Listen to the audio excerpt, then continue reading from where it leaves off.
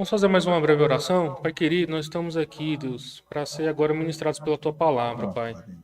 Por isso, Senhor, pedimos o poder do Teu Espírito Santo, Pai amado, a inspiração que vem do alto, para a gente poder receber esses Teus ensinamentos, ó Pai amado, e dar testemunho dessa vida graciosa e poderosa que nos alcançou, Deus. Senhor, que a nossa vida, Pai amado, coloque em prática os Teus ensinamentos e faça o Senhor conhecido nessa terra. Nós oramos, ó Deus amado, por isso, em nome de Jesus. Amém. Amém? Meus irmãos, estamos finalizando a série de Primeiro Pedro. A gente, aqui à noite, está fazendo a liturgia baseada nas leituras propostas pelo lecionário para Primeiro Pedro. Eu, inclusive, abri a série, estou encerrando a série, né? O Matheus também fez algumas exposições.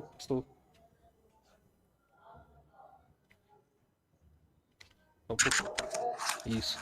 O Matheus também fez algumas exposições sobre Pedro e foi uma experiência boa, experiência edificante para a gente fazer essa série de exposições numa epístola única, né, sem textos passados e mais ainda, baseado nesse período que a gente está vivendo do calendário cristão, do ano cristão, que é o período da Páscoa, o momento em que Jesus ele entrega sua vida, derrama seu sangue precioso, mas ele ressuscita ao terceiro dia, confirma todas as promessas de Deus para o seu povo, nos dá acesso à sua poderosa obra de redenção. Os céus estão abertos agora para a humanidade, temos acesso a Deus.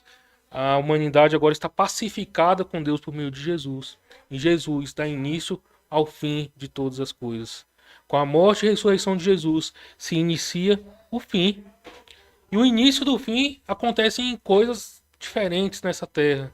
Acontecem coisas que vão trazer o mundo diante de Deus para a expressão e a revelação da nova criação de Deus. Uma dessas grandes expressões é a formação da grande comunidade, a família de Deus. A igreja de Deus ela é fundada a partir desse panorama, dessa ótica da morte e ressurreição do Messias. A igreja cristã ela tem o seu fundamento, o seu significado, a sua essência, partindo do princípio que Jesus morreu e a sua morte conquista todas as vitórias, derrota todos os poderes desse mundo. E a partir daí, a nossa identidade é forjada como pessoas que pertencem ao Messias e ao seu reino eterno. A gente viu na primeira exposição que a igreja tem um título especial de pessoas escolhidas por Deus na eternidade.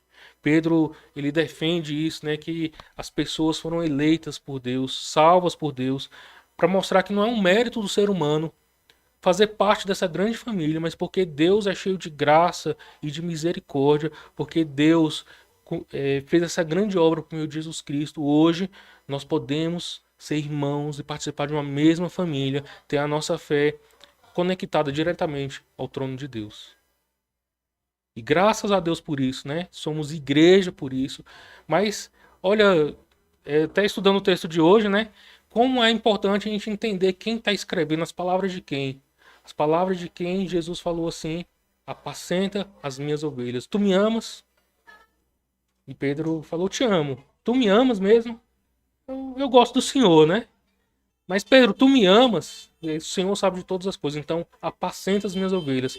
É nas palavras desse pastor de ovelhas, um presbítero, que ele se direciona a essa comunidade da Ásia aqui, da Turquia, Ponto, a Galícia, pessoas que foram alcançadas talvez ali naquele episódio de Pentecostes, que não foram parte da missão de Paulo no Atos, mas pessoas que estão sendo pastoreadas por Pedro. E Pedro, diante desse grande seu papel de pastor, escreve essa epístola para ser direcionada às igrejas, para pastorear as igrejas, né, que estão ali sob o seu comando, sob a sua autoridade episcopal. E a gente viu Pedro direcionando palavras de consolação para esses irmãos. A gente passou Pedro falando sobre o problema do mal no mundo, explicando que essa realidade é a realidade em que a igreja está presente, uma realidade sofrida, em que o mal faz parte, em que a igreja também vai experimentar de dores, porque assim foi na vida do Messias. Jesus, quando desceu da sua glória, abriu mão do seu trono eterno, ele participou da nossa condição humana. e enfrentou a nossa morte e a nossa dor. Então nós somos identificados com Cristo de forma que o sofrimento também faz parte. A igreja não é uma comunidade de pessoas que vive alienada do mundo, mas ela participa desse mundo como pessoas forasteiras, né? Não é assim que Pedro fala pra gente? Nós, como forasteiros, estrangeiros nesse mundo. A nossa identidade agora é a identidade celeste. A nossa cidadania é uma cidadania celeste. E os irmãos dessas comunidades aqui, a maioria deles gentios, agora podem se identificar uns com os outros. Apesar de alguns serem cidadãos romanos, ou, sei lá, alguns da Turquia, de culturas diferentes, etnias diferentes, agora eles encontram algo muito em comum, que é o reino dos céus. Essa comunidade aqui está sendo exortada a crer que essa unidade em que a identidade, a nova humanidade deles é forjada, vai trazer o sentido para a vida deles nesse mundo sofrido. A exposição que o Mateus fez sobre aquele livro, aquela passagem que vai falar dos espíritos, que Jesus pregou os espíritos em cadeia. Que dia que foi, Mateus, aquela pregação? 2 domingos atrás. Gente, assiste o sermão lá, que é um texto muito difícil de ser pregado, até de ser ensinado assim. Vai falar do dilúvio e tal. E para mim o Mateus fez uma ótima exposição, um dos melhores que eu já vi sobre esse texto, para entender que o mal está presente nesse mundo. O mal tem nome. O mal sempre influenciou as pessoas a colocarem para fora de si essa natureza caída, para transformar um mundo que Deus criou muito bom no mundo tal qual a gente vive hoje. Mas a ressurreição de Jesus vence os poderes desse mundo. É o nome da pregação até Jesus vencedor, né, Mateus? Jesus Victor. Jesus vencedor. A proclamação de que Jesus venceu todos os poderes desse mundo. E o mal que a gente experimenta por meio da natureza humana caída, que é influenciada pelos poderes malignos, ganha o seu fim, a sua derrota na ressurreição de Jesus. O fim deles já se iniciou com a ressurreição. E essa é a identidade do povo de Deus, né? E no domingo passado, Mateus falou sobre como os cristãos têm que lidar com o sofrimento. Existe uma expectativa de que os cristãos vão começar a ser muito perseguidos pelo Império Romano, como já estavam sendo perseguidos pelas comunidades judaicas. Ora, vista que o apóstolo Paulo, antes de ser cristão, andava com a carta na mão, com autorização para matar cristãos dentro do Império Romano, né? Então essas pessoas em algum momento poderiam se questionar: será que a gente está seguindo o Messias verdadeiro? Que se é o Messias que criou todas as coisas, que deu a vida e ressuscitou, eu começo a seguir ele, e então eu sigo perseguição, eu sofro alguns males. Então Pedro tem essa preocupação de explicar o porquê do sofrimento, que o sofrimento tem propósitos diante de Deus e que a gente não está desamparado. As palavras finais hoje de Pedro vão nos lembrar que esse rebanho, a qual o grande pastor vai trazer para o seu aprisco nos momentos finais, não está abandonado. Nós somos uma comunidade de pessoas que se ajuntam para adorar, mas não simplesmente pessoas qualquer, nós somos o rebanho de Deus. E esse rebanho é um rebanho do qual Deus colocou pastores para cuidar. Tem como a gente identificar, estar sob o pastoreio de pessoas que estão debaixo da vontade de Deus. Identifica como o comportamento desse rebanho, o rebanho do fim dos tempos, deve ser demonstrado diante da comunidade, exercido entre a comunidade, como a gente deve perseverar e permanecer diante da fé, da graça de Deus, e que mesmo assim, o mal está ao nosso derredor, bramando como um leão, né? O mal tem nome. E a gente vai debruçar sobre essas coisas. Eu queria, antes de tudo, abrir um parênteses aqui para lembrar que essa semana, na quinta-feira, era a celebração da Ascensão do Senhor, um dia que a igreja se reúne para celebrar a Ascensão do Senhor Jesus Cristo. E hoje pela manhã o reverendo Dan ministrou um texto que vai falar sobre esse episódio em que os discípulos estão lá, né, no último momento com Jesus, antes da ascensão. E aí, como é que vai ser agora, sem o mestre? O apóstolo Pedro hoje responde para a gente que essa comunidade não perdeu o sentido, apesar da ausência física do mestre. Temos o Espírito Santo, essa comunidade foi orientada a aguardar em Jerusalém a descida do Espírito Santo empoderador para cumprir a missão de Deus na terra. Jesus iniciou esse grande processo da redenção de Deus, tem a missão de consertar o mundo está caído, fragmentado, quebrado, a realidade caída. Jesus então inicia esse processo e confere aos seus seguidores a continuação da missão. Mas não é pelos seus méritos próprios, né? É pelo poder do Espírito Santo. E só pelo poder do Espírito Santo a missão pode ser cumprida. O apóstolo Pedro hoje nos dirige nesse contexto de que ele viu a ascensão do Senhor Jesus Cristo, está entendendo a missão de Deus para a sua igreja e, a partir da sua vocação como pastor do rebanho de Deus, orientar a sua igreja, o seu rebanho, as pessoas, os seus fiéis, as suas ovelhas, a viver o fim dos tempos, porque ele foi iniciado a partir da ressurreição do nosso Senhor. E os fins dos tempos já está durando aí 2000 anos, né? Já vai durando muito tempo o fim dos tempos. Mas essa palavra que foi falada para aquela comunidade há 2000 anos atrás, vamos arredondar, 2000 anos atrás, ela é atual para a gente hoje. E ela é atual para a igreja em todos os tempos em que a igreja existiu. E enquanto a igreja existir, ela vai ser atual. Porque a igreja tem que entender que, apesar do tempo em que ela vive, ela não está abandonada, relegada ao seu momento. Ela continua sendo guardada pelo grande pastor, que confere autoridade e poder para pessoas conduzirem o seu rebanho. Amém?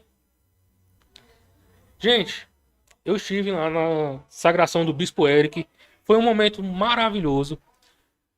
Tá presente no momento em que a igreja, tal qual a tradição mostra lá no começo, pastores vão ordenando pastores. É assim que a igreja se organizou, né, durante os séculos, mas não são qualquer pastores, né? Existe uma sucessão apostólica de autoridade conferida. A nossa igreja ela segue essa linha de sucessão apostólica também. E eu acho isso maravilhoso, porque eu tive experiências um pouco negativas de uma igreja que eu vim, que era uma igreja de governo democrático, episcopal, onde a comunidade ali se arranja e decide quem que vai ser o seu pastor e o seu líder, né? E aí a gente vê que o nosso tempo de hoje, um tempo voltado para a mente empresarial, corporativista, consumista, vai definir as práticas da igreja a partir da sua época. Então, como que a gente elege um gerente de uma empresa? Pega o currículo dele, a partir das capacidades dele, não sei como é que foi, mas está lá no currículo, e aí se elege. E tal qual tem sido a prática de muitas igrejas hoje.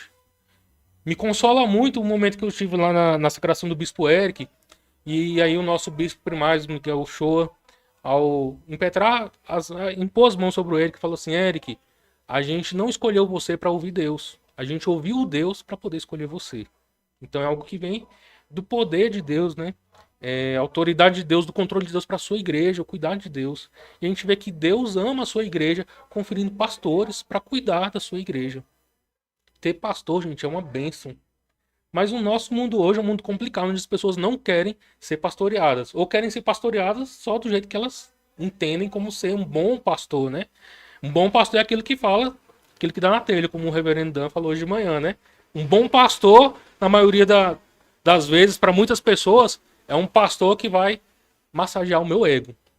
Que vai me empoderar como um coach da palavra de motivação. Vai lá, você pode ir, faz isso. Mas não, gente. Deus está sendo gracioso em mostrar pra gente, apontar que tem parâmetros para um pastor e você identificar, olha, será que você está sendo pastoreado por um bom pastor? Será que a comunidade onde você se juntou, em todas as eras da igreja, a gente pode olhar para as escrituras e ler como é que Deus colocou a dinâmica de funcionamento da igreja. Então, a igreja democrático congregacional é coisa recente. Quando Jesus instituiu, não era assim, né? Isso, para mim, foi assim, tipo uma experiência de conversão, como diz o Mateus, né? Deus instituiu desse jeito, governo episcopal, de cima para baixo. Isso é bacana, porque como eu tive experiência negativa, assim, uma das experiências negativas, gente, eu não fico com a cara do pastor, eu junto a maioria da igreja, eu volto lá e derrubo o pastor. É assim que acontece, infelizmente. Tem lá suas vantagens? Tem, mas vamos se apegar no modelo que foi deixado pela tradição da igreja, pelos pais da igreja, por Jesus Cristo. Jesus instituiu seus apóstolos para pastorearem o rebanho dele. Isso é maravilhoso. Quando a gente recusa o pastoreio, a gente está recusando a bênção de Deus. A graça de Deus que Deus deixou sobre o seu povo. Não é um povo qualquer. É um povo que expressa a glória de Deus do mundo. Não existe nenhuma instituição na terra capaz de expressar aquilo que está sob a nossa responsabilidade. Testemunhar o que é ser alcançado pela graça salvadora e redentora de Jesus Cristo. Um dos sinais é ter pastor. Então Pedro se dirige à sua comunidade, falando como um pastor aos pastores dessa comunidade. E qual é a orientação? Apacentem o rebanho de Deus que há no meio de vós. Essa comunidade, esse rebanho que foi instituído com a ressurreição de Jesus e que foi deixado sob o cuidado dos apóstolos após a sua ascensão, e que foi deixado sob os cuidados dos apóstolos após a sua ascensão, é uma comunidade de pessoas que são identificadas agora com a autoridade deixada pelos apóstolos, um lugar onde as pessoas são cuidadas, um lugar onde as pessoas são tratadas, onde as pessoas são direcionadas, onde as pessoas são orientadas diante das suas mazelas, pastores que devem dar a vida pelas suas ovelhas. E eu queria até citar também um momento lá da sagração do bispo Eric, né, quando ele falou assim: Deus ama a sua igreja conferindo-lhes pastores, bispos. E aí, antigamente, sabe o que acontecia? Quando entrava alguém na igreja para agredir a igreja, os bispos iam na frente e falavam assim: primeiro bate na gente. E quando a gente não aguentar mais, aí procura os presbíteros. E assim as pessoas de autoridade da igreja assumiam responsabilidade de vida diante das ovelhas do Senhor. Então, olha só que parâmetros a gente pode ter diante de pastoreios que a gente vive hoje aí, de pastores que estão só querendo consumir as suas ovelhas, em todos os sentidos, né? Financeiramente, emocionalmente, pessoas que estão se sustentando em cima das suas ovelhas para se promover e não para zelar daquele tesouro que o Senhor confiou a esses pastores aí, né? Pastores que não querem pastorear, mas querem se promover em cima dos recursos das suas ovelhas.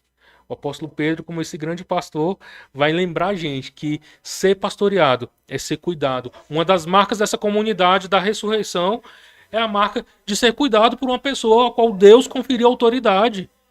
Existem hierarquias na igreja de autoridade. Essa autoridade não é para dominação, mas de responsabilidade, de cuidado. E quanto maior o cuidado, maior é a responsabilidade desse pastor. Ou o inverso, né? Quanto maior a responsabilidade dele, maior é o zelo e o cuidado que ele tem que ter com as ovelhas do Senhor. Esses pastores não devem lucrar com as suas ovelhas. E a gente vê denominações aí que a primeira coisa que o pastor vai tentar fazer ou negociar quando vai assumir uma igreja é o salário. Porque se não for assim, ele não assume. E se você quiser saber o nome, me procura no privado aí que eu falo. O nome de algumas igrejas que são assim, desse jeito mesmo. A nossa denominação, a denominação mais assim, que preza o pastor pela sua profissão. Os nossos pastores não recebem salários. Os nossos pastores têm a sua vocação secundária, né, para poder ter o seu sustento. Não vivem disso. Então, assim, acho que um dos conceitos para a gente observar assim, uma comunidade que está antenada com o que Deus determinou para um pastor é entender que será que esse pastor está lucrando com a igreja, que o objetivo é lucro, porque tem muitos mercenários por aí e não pastores. Eles têm um bom currículo, mas eles não são servos de Deus. E existem igrejas que, em vez de procurar um bom pastor, ou forjar um bom pastor, formar um bom pastor da sua comunidade, vão procurar um executivo, um CEO, alguma outra coisa, um líder, né? Um mentor espiritual. E essa palavra líder hoje, assim, ela tá nesse contexto aqui, ela difere do que é um pastor. O pastor é um líder da igreja, é um líder da igreja. Mas no nosso mundo contemporâneo hoje, a palavra líder está mais associada com uma pessoa que vai dar a direção e não o cuidado do seu grupo, das pessoas que estão debaixo da sua autoridade, né?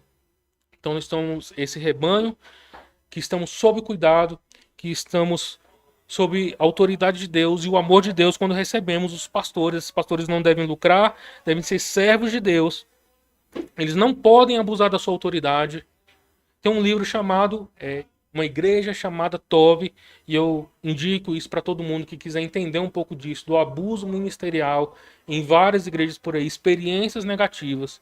Gente, o negócio é danoso, porque existe uma certa cultura, principalmente no meio evangélico, em que pastores estão abusando da sua autoridade, oprimindo pessoas. E aí, quando de repente a casa cai para ele, a igreja vai lá e, não, põe o pastor aqui, vamos cuidar do pastor, mas as vítimas não são cuidadas.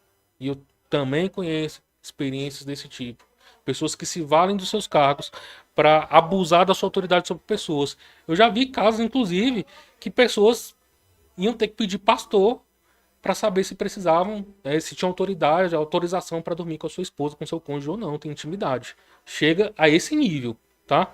Então, olha só como que a Bíblia nos dá clareza de como um rebanho deve ser pastoreado. E a gente tem que seguir, sim, essa criticidade do que a Bíblia nos ensina para não ser pastoreado por falsos pastores, por mercenários, né? Mas entender que pastoreio é cuidado. Mas nem todo cuidado também é pastoreio. Pastoreio é o cuidado de pessoas autorizadas por Deus, conferido poder de autoridade pela igreja, reconhecido pela igreja. Não é qualquer um que é seu pastor. Porque eu também já tive experiência, né, de aconselhar pessoas que estavam em guerra com o pastor dele e falar assim: ele não é meu pastor porque ele não cuida de mim.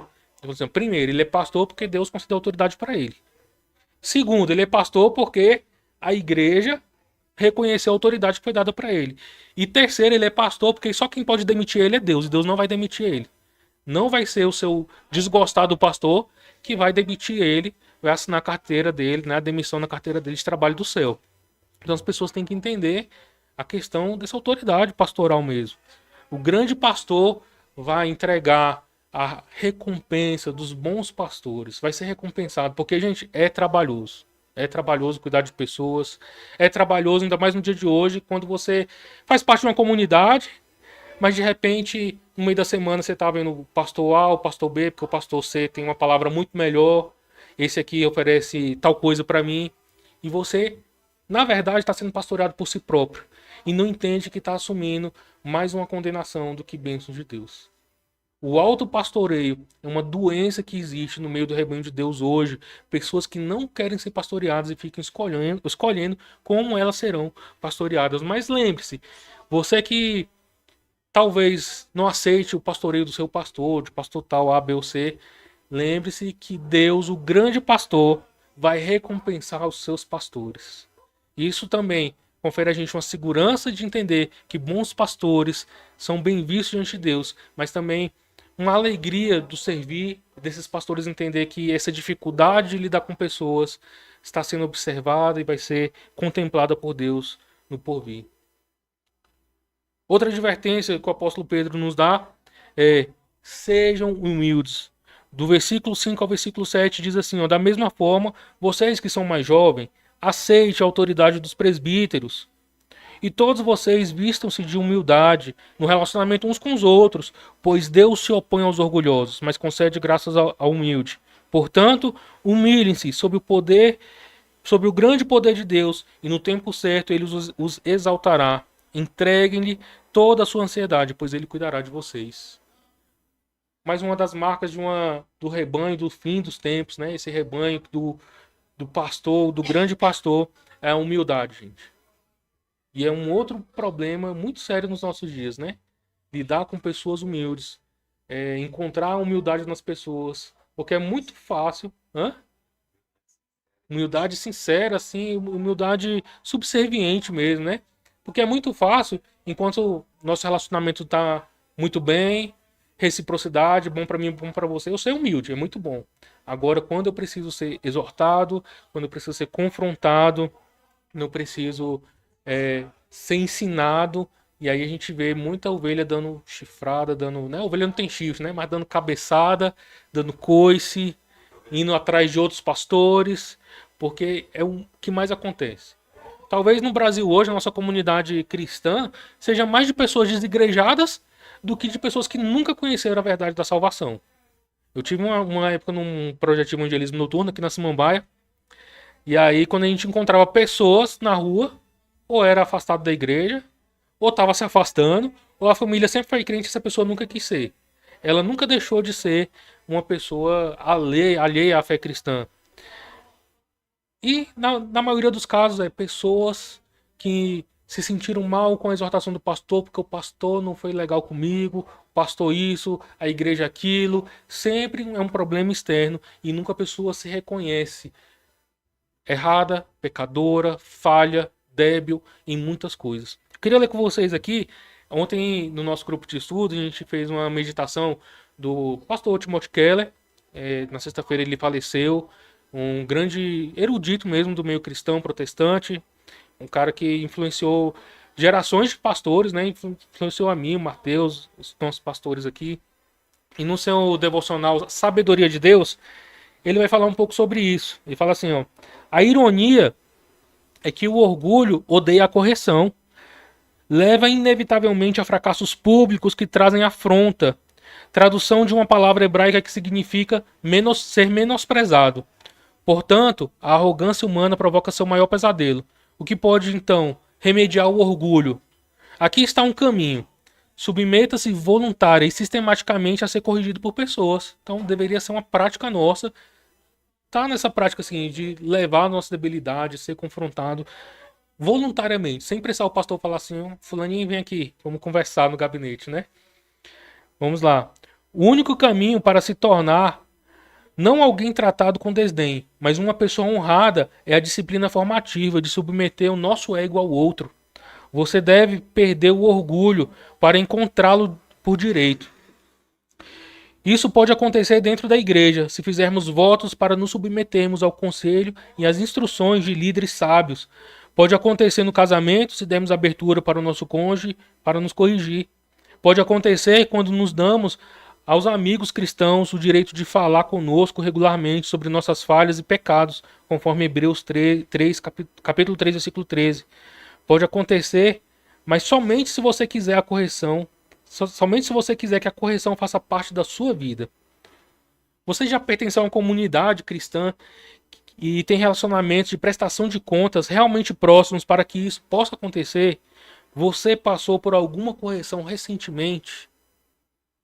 A comunidade do fim dos tempos, a quem Pedro está se dirigindo, e a quem nós somos alcançados hoje, que também somos essa comunidade, deve ser uma comunidade marcada pela humildade, de ser corrigido por pessoas orientadas por Deus, cheias de autoridade por Deus, porque o orgulho leva à queda. Eu nunca vi ninguém resistir a Deus e ganhar. Mas a humildade, ela é honrada, ela é premiada por Deus com honra. Por isso a gente precisa rever os nossos valores, não só em relação aos nossos líderes, né, mas na comunidade como se. A mutualidade. Eu gosto muito Filipenses 2, quando o apóstolo Paulo fala: tenham em vocês o mesmo sentimento que houve em Cristo Jesus. Sobre a humildade, né? Ele foi humilde até a morte, né? Se entregou, assumiu a forma humana e foi servo até a morte de cruz. E isso trouxe para ele a glória de ter um nome que está acima de todo nome. E assim como Jesus recebeu a sua glória, nós, identificados com Jesus, também receberemos as nossas recompensas, a nossa honra e participaremos da glória de Cristo, da sua herança eterna. Pois, como o apóstolo Paulo fala, né, nós já estamos assentados nas regiões celestiais com Cristo. Amém? Então, a humildade é uma das marcas dessa comunidade. A comunidade deve ser marcada pela humildade. O orgulho se constitui oposição contra Deus. E isso é marca de quem não foi encontrado pela graça salvadora. Isso é a marca de quem vive em condenação. E de quem vive em morte é o orgulho de se opor contra Deus e a sua correção. Mas a graça alcança os humildes.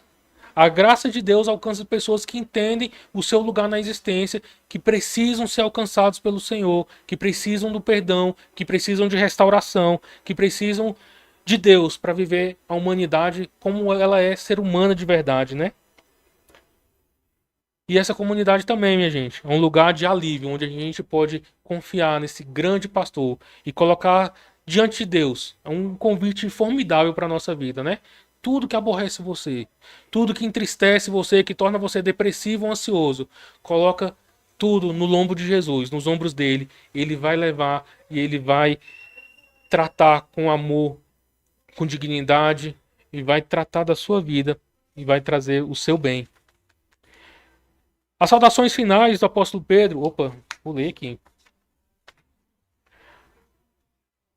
Ele continua nas suas orientações para a igreja, falando para a gente: estejam atentos. Essa comunidade é uma comunidade que vive sob grave perigo do grande adversário. Como a gente falou aqui, né, da pregação do Mateus, o mal está presente no mundo e a igreja não está alienada desse mal, dessa realidade do mundo.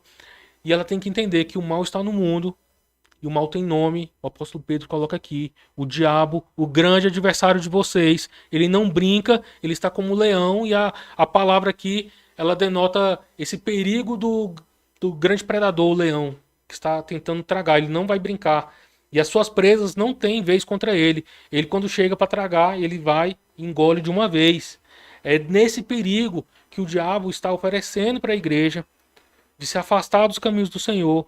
E, portanto, essa igreja deve ficar atenta, vigilante, tomar cuidado contra as artimanhas, as ciladas do diabo, porque a todo tempo ele está tentando desviar a igreja do seu foco, apartar ela de si.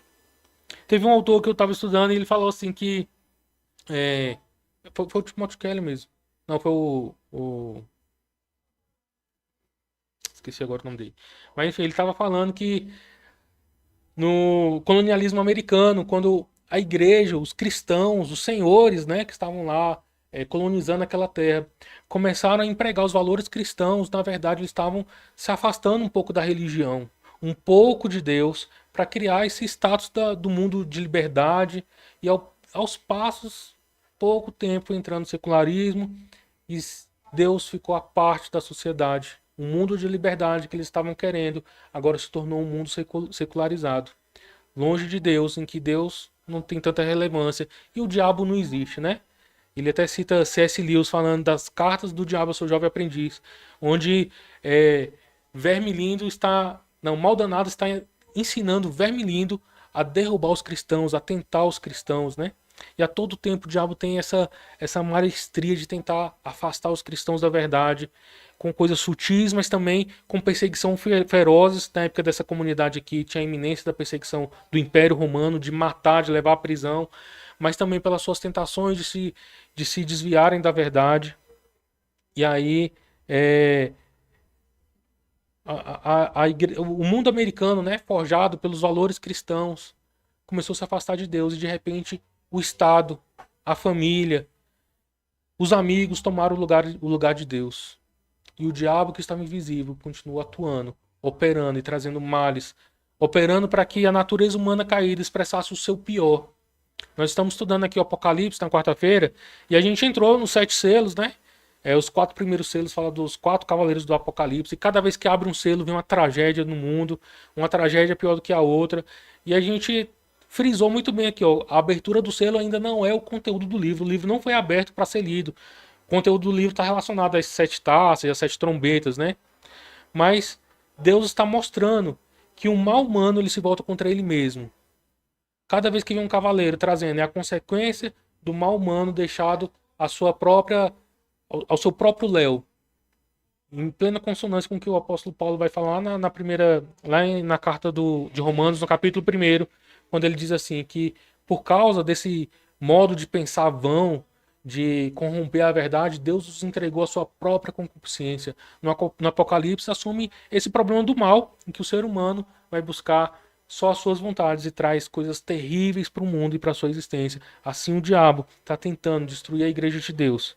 Mesmo sabendo que Cristo está triunfante na eternidade, sentado no seu trono, reinando, e que ele vai voltar. Ele quer a todo momento corromper a adoração da igreja, quer trazer perigos para a igreja. E esse rebanho deve estar atento, vigilante à cilada de Satanás. Eu sempre digo para pessoas que estão buscando o meu conselho: o diabo não brinca de derrubar ninguém. Ele derruba e ainda esfrega no chão. O diabo tem poder, sim. Você não deve desprezar o poder do diabo, das trevas. Ele tem poder. O apóstolo Pedro está mostrando pra gente que a gente tem que tomar cuidado com as ciladas do diabo. O mal assume posição feroz e mortal contra os filhos de Deus. O mal tem nome, é diabo. O diabo existe e ele quer te derrubar. Recentemente, a gente recebeu uma pessoa que é amigo nosso, tem contato com um outro amigo nosso que é pastor, e ela veio trazer um assunto desse pastor que está tendo comportamentos inadequados, até para uma pessoa que não é cristão. Uma pessoa que está tendo comportamentos inapropriados. E essa pessoa que veio procurar a gente, né, nosso conselho, ela não é crente. Não é assim uma pessoa, ela é crente, mas não é assim uma pessoa que congrega. E ela não congrega justamente porque teve experiências ruins com pastores ruins. E ela conhece esse nosso amigo como pastor, conheceu como pastor. E agora ela está tendo que lidar com comportamentos inapropriados dele. Uma pessoa que eu tenho certeza que não vai aceitar correção de outras pessoas. Que está cavando seu próprio mal.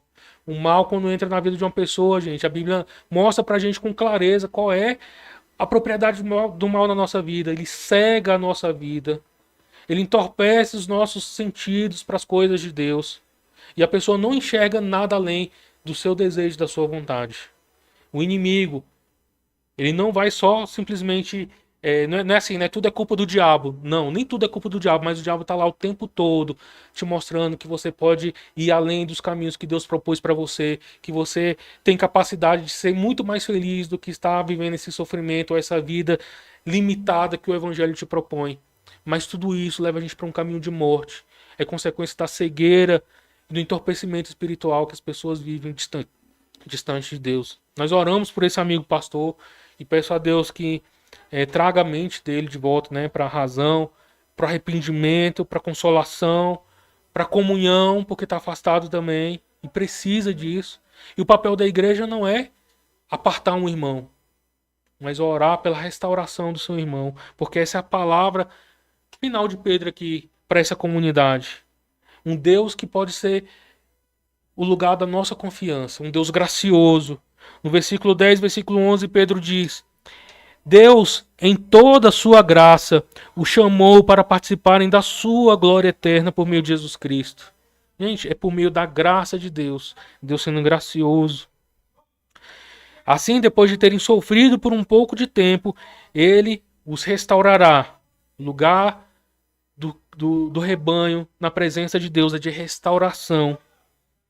Deus o sustentará, não é por meio das suas próprias forças, mas pelo poder de Deus. Ele nos sustenta. Uma pessoa cristã só pode estar de pé na sua fé, firme e perseverante, porque Deus tem o sustentado por meio de Jesus Cristo.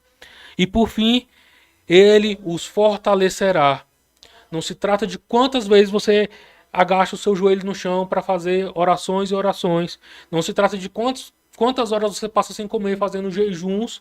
Não se trata disso. Isso é consequência de como Deus está sustentando. Isso é consequência de como Deus está fortalecendo. E a gente pode exercer as nossas disciplinas espirituais. Deus nos colocará em um firme alicerce. Porque nenhum sofrimento desse mundo deve nos abalar diante dessa grande esperança que o grande pastor do seu rebanho conferiu para nós na época de Pedro e para nós hoje. É uma esperança graciosa entender que o sofrimento, até as ações do mal que a gente deve estar olhando, atentos, vigilante, faz parte desse processo gracioso de Deus agir nesse mundo, de Deus se revelar para esse mundo através da nossa vida, de Deus trazer para esse mundo a novidade da vida eterna. Nenhum sofrimento está alheio a esse Deus que opera graciosamente. E por meio de Jesus, ele nos restaura, ele nos sustenta, ele nos fortalece e oferece um lugar seguro onde não seremos abalados. Glória a Deus por isso. Nas saudações finais, o apóstolo Pedro escreve falando: Escrevi e enviei esta breve carta com a ajuda de Silas. Algumas traduções vai trazer Silvano. Os estudiosos ainda não fecharam o acordo, né? Quem seria a mesma pessoa. A quem lhes recomendo como irmão fiel. Silas ou Silvano, não importa qual nacionalidade ele seja, talvez seja judeu, talvez seja romano, grego, não importa quem seja, é um irmão a quem Pedro está recomendando para a igreja.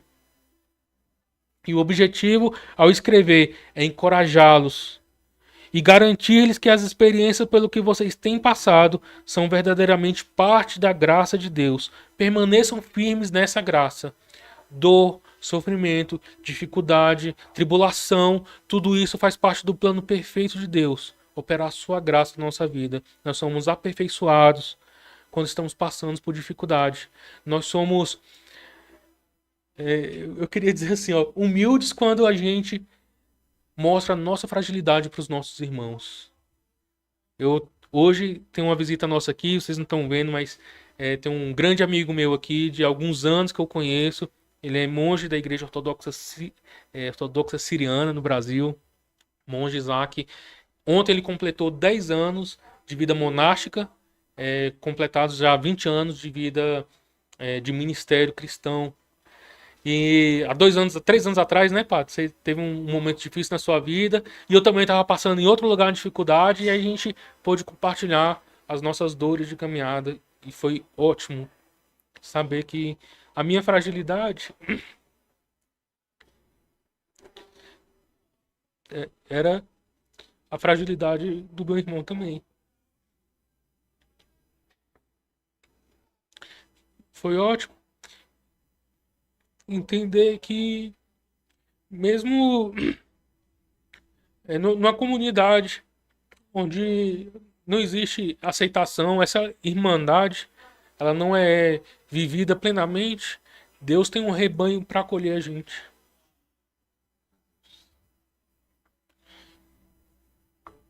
E a gente pode ser, a gente pode ser humilde, entender que mesmo as más experiências revelam pra gente a graça de Deus operando, conduzindo a nossa vida, encorajando, transformando a realidade ao nosso redor.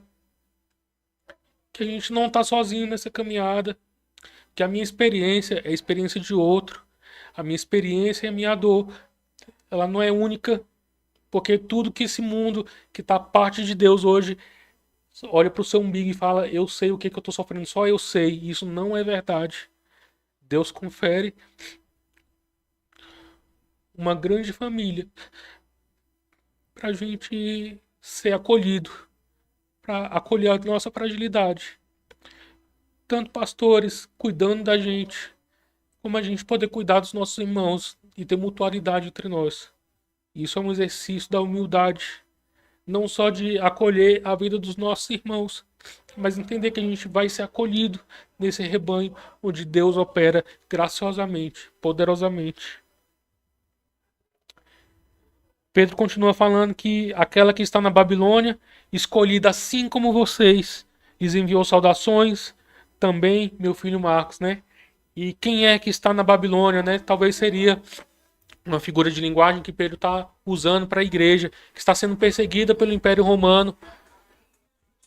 No Apocalipse, quando João vai falar sobre a Grande Babilônia, ele está se referindo ao Império Romano, né? Mas acima de tudo, é a identificação da nossa vida nesse mundo. O mundo tal como está, operado por esse sistema caído maligno, é a Babilônia e aqui não é o nosso lugar. O nosso lugar, a grande Jerusalém, que desceu do céu, está sendo preparado por Jesus. E assim Jesus falou no texto de hoje de manhã, né? Estou indo preparar-vos lugar e voltarei para vos buscar. Pedro termina trazendo para a gente a esperança que ele recebeu na ascensão do Senhor Jesus Cristo. Nós não somos esse lugar. Aqui é a Babilônia. Não importa a sua etnia, não importa a sua cultura, não importa a bandeira sobre a qual você nasceu, não importa o seu partido político, não importa a escola que você estudou. O que importa é que esse mundo não é o seu e você tem que aguardar a sua pátria celeste. E por fim, Pedro vai falar: cumprimentem uns aos outros com beijos de amor. Paz seja com todos vocês que estão em Cristo Jesus. As palavras finais desse pastor é paz. Tudo que esse mundo procura incessantemente, sedentamente, paz. E eles não encontram, eles vão buscar, vão se cansar, vão alcançar alguma coisa e aquilo não vai satisfazer. Vão se lamentar e se lamuriar, vão murmurar a sua realidade e nunca vão encontrar. Porque só o rebanho de Deus pode encontrar a verdadeira paz. A paz que Jesus prometeu, que não pode ser encontrada nesse mundo, que o mundo não oferece. Paz plena e perfeita.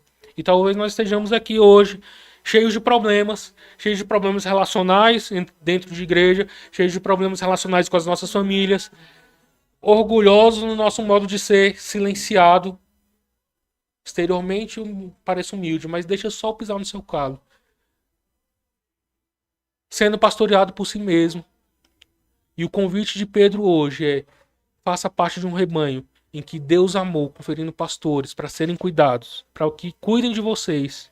Sejam humildes uns com os outros, vigiem contra o diabo, estejam atentos, porque o mal está tentando derrubar vocês o tempo todo.